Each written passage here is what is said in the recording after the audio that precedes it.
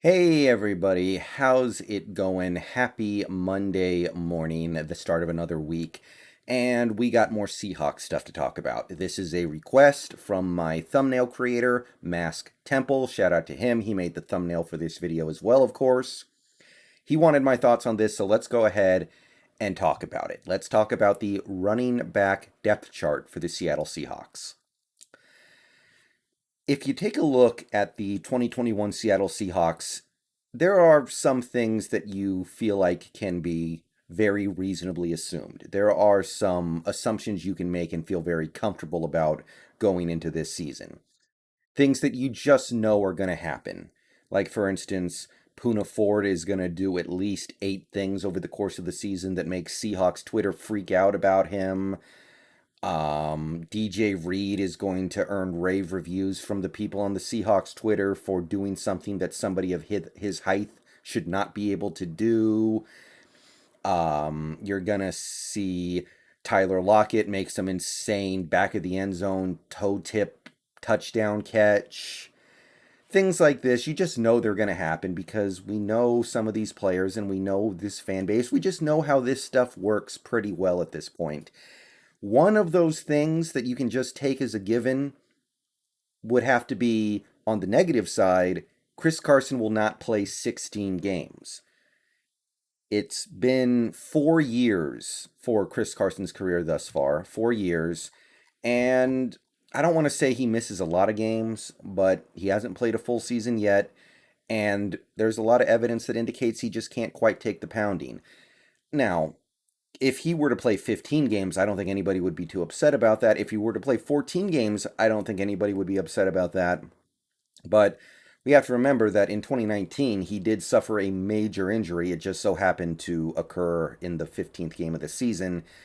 Last year, he only missed 4 games, but I remember anticipating that he was only going to miss maybe 1 or 2, and then the injury just kept dragging along.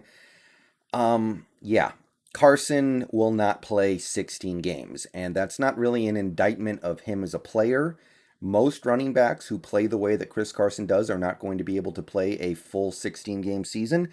But the question is, when he misses those games, can we fill the void at running back? So, if you take a look at the current situation for the Seahawks depth chart at running back, the first guy you would call up would be Rashaad Penny. And look, I don't know what to expect from Rashaad Penny anymore. If he gets cut before the season starts, I would not be surprised anymore. If he can't get healthy in time to do something at training camp, then at a certain point, I think you got to pull the plug on this one and just be like, okay, we lost. We made a bad pick. Let's just move on. Let's just cut our losses and move along. But if he is here, then we can expect that he's going to be the number 2 or I guess number 3 running back, as much as things like that matter, which they don't necessarily have to. Here's what I have to say about Rashaad Penny. When I watched Rashaad Penny play, and yep, there we go. When I watched Rashaad Penny play those first 2 seasons, I got the sense that he was a Sean Alexander type of running back. He was the kind of running back who was about his vision, about his ability to find the hole and then explode through it after making a single cut. He was not somebody who was going to run people over, not somebody who was going to run past everybody, not somebody who was going to make everybody in the world miss. But his game, to me, seems to be about using his vision to find the hole, see where the blocks are developing, and then hit it. And I don't think that style of play jived very well with the Schottenheimer offense. And I said many times over the past couple years that, yeah, I feel like if you put Rashaad Penny in the right offense, like, say, the Sean Payton offense or the Kyle Shanahan offense, where they would build a running attack around his talents, he could do very well. And in a small sample size, he actually did do pretty well his first 2 years in Seattle. He averaged about 5 yards a carry in 2018, and then 2019, he was averaging 5.7 yards a carry.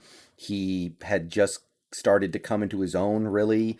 He had that big game against Philadelphia where he had the 60-yard touchdown run and I think another big play.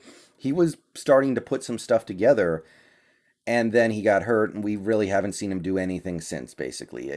He played a little bit last year, but he may as well have not played for all that he did. So I don't know what he lost with that ACL tear in 2019. That's obviously a really unfortunate thing to have happen. But if he can get to a place where he can at least utilize what I think is his greatest strength, his vision, that might be a pretty good fit for this new offense.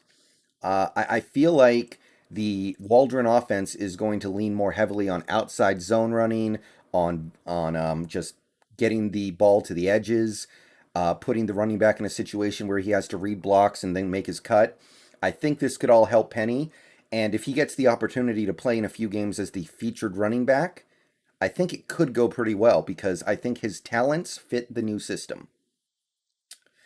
Okay, so then we have Alex Collins. He's presumably going to be the number three running back. We did re sign him this offseason, so that indicates to me that we like him enough to bring him back for another season.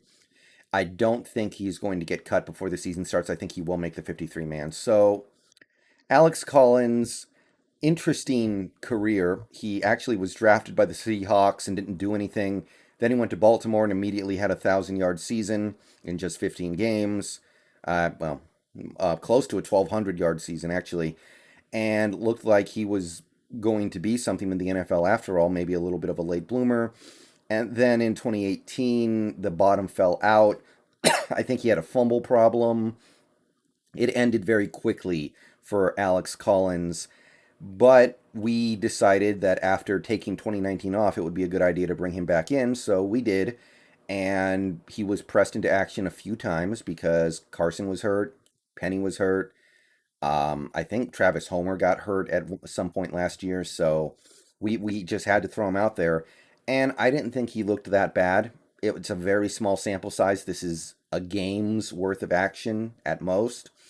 But he started one game, I think it was the Rams game, the first one, and he did fine. He had the final touchdown of the regular season against the Niners.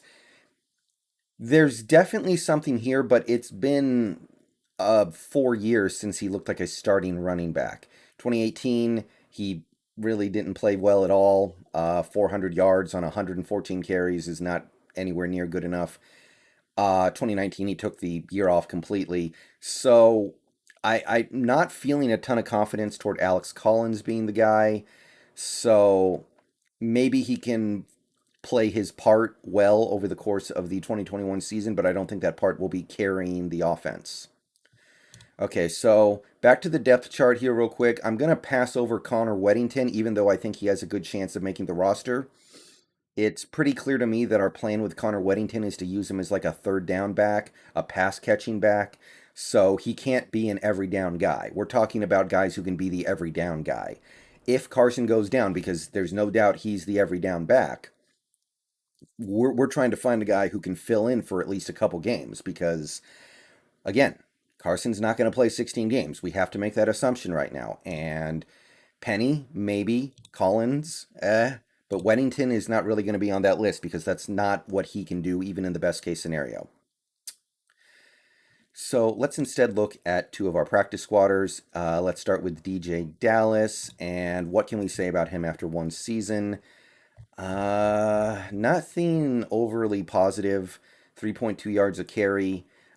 It's not good news. He only had a game and a half, maybe 2 games worth of carries, to be perfectly fair. And he did show some promise as a third down back, I suppose, but this was not a very impressive first year for DJ Dallas, for whatever it matters in a sample size this small.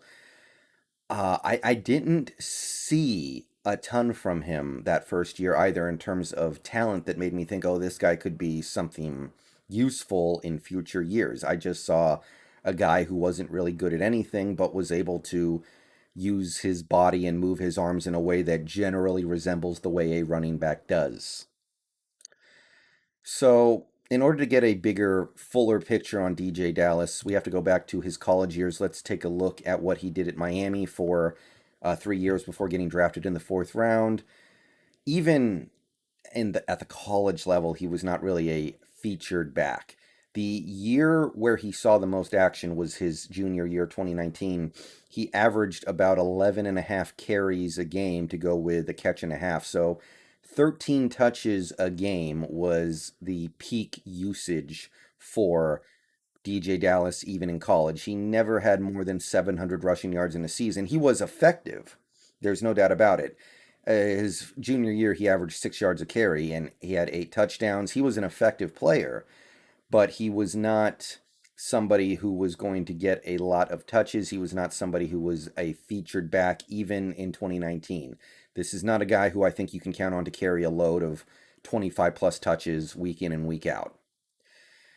So finally, let's take a look at Travis Homer. He would be the fifth and final running back who could potentially be part of a Carsonless uh, backfield, I think. Because again, well, I'm not counting BJ Emmons or Josh Johnson because I don't think they have any chance of making the roster. So going to Travis Homer, we've had him for 2 years now. I remember really liking what I saw from him in 2019. I do. I remember thinking this guy could be a credible third down back. I thought he did a couple of things in the playoffs that impressed me at least a little bit. 6.3 yards a carry. Again, tiny sample size, but I remember really liking him after 2019. And then in 2020, he was kind of the whipping boy. I have to say he was kind of set up to fail because a lot of his carries came on third and long when we were just giving up. He was not put in a position to succeed for the Seahawks, I don't think. He was put in a position to fall down after gaining 2 yards and make everybody hate him. And I'm not completely ready to write off the Travis Homer thing. His talents might fit in decently well with the Shane Waldron offense as well. So, Homer, I feel like if there is some sleeper in this backfield that we haven't really been able to accurately judge, it would probably be this guy. So those are my thoughts on the backfield depth behind Chris Carson. If something happens to Carson, I think Penny's going to get his shot. Hopefully he's actually able to take it. But if Penny isn't there or Penny gets hurt too, because that's happened many times already in his career, obviously, my feeling is that the guy who might actually be able to take the starting role for the Seahawks at running back, because obviously in the event of Carson going down, you would want three different guys helping each other out back there. If Carson goes down and Penny's not here, then you would want Homer, Collins, and Dallas to all do their own thing and find ways to contribute. Nobody would be getting 30 touches a game, ideally, but I kind of feel like Travis Homer would be the best bet. And I know I beat up on him last year. I know a lot of people beat up on him last year, but if we're going to be straight honest, he was kind of set up to fail by the former play caller, former offensive coordinators. So those are my thoughts. Let me know what you think down below in the comments. Yeah, we don't want Carson to get hurt, but we can safely assume he's not going to play 16 games this year. That's just a good idea. Okay? That's just a good idea to assume. How are we going to handle it if he doesn't? I really want to see what Penny can do, but if he can't do anything because he's hurt again or he's off the team entirely, then Travis Homer would actually be my pick. All right. I'm going to get out of here. Peace out. Go Hawks. Let me know what you think down below. See y'all later.